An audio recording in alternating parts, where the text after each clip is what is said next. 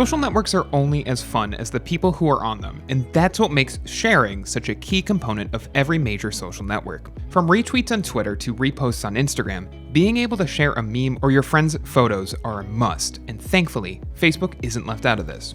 If you're ready to make your own post shareable online, here's how it's done. By default, Facebook limits the audience of your posts to just friends.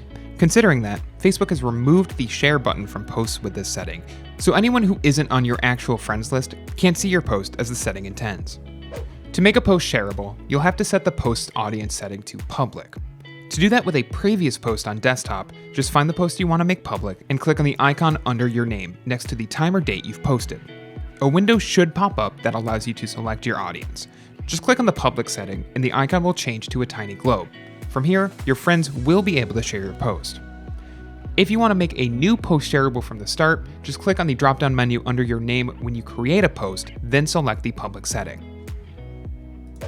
If you're on the mobile app, things are just a little bit different. Once you've found the post you want to make public, you'll have to tap on the triple dotted icon in the top right corner of your post, then select Edit Privacy.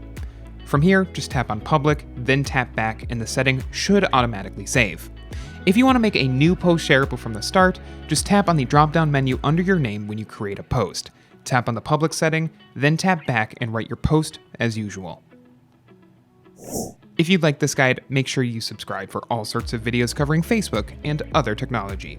And don't forget to check out one of these videos we think you might enjoy.